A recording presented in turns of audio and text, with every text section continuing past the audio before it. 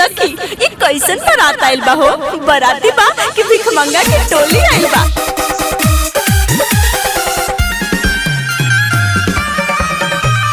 Music by Mohan Yadav. जय माता ज्ञानी रिकॉर्डिंग स्टूडियो मानसी कन्या।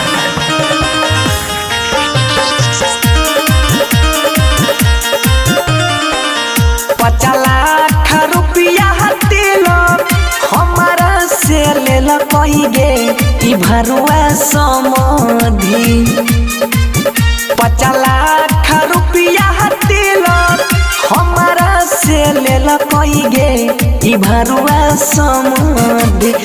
एक गो सरिया के न देला कहिगे ई भरुआ समधि। एक गो सरिया के न देला कहिगे ई भरुआ समधि।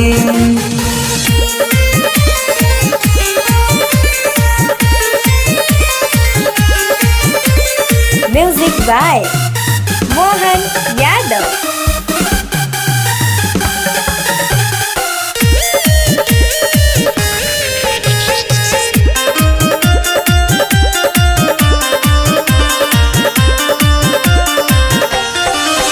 कहनेरी है सोगो बाराती 150 के लैला कहिगे ई भरुआ समधि।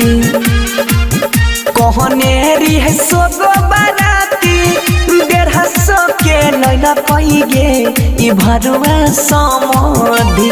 तब पूरी बुनिया हुरा हुरा खैला कहिगे ई भरुआ समधि।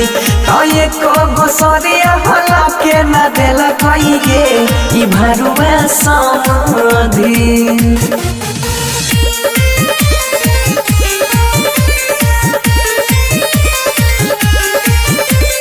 Music by Mohan Yadav.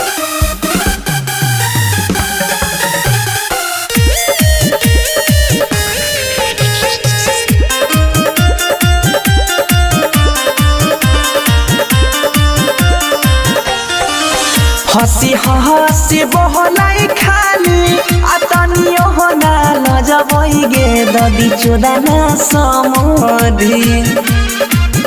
हसी हसी बहलाई खाली आए को बेरा नहीं लजबैगे मै चोदाना समधि। ता सोनू बनसेर हैया गुआगे ई भरुआ समधि। ता पूरी बुनिया हुरा हुरा खैला कहिगे ई भरुआ समधि। एक गो सरिया के न देला कहिगे ई भरुआ समधि।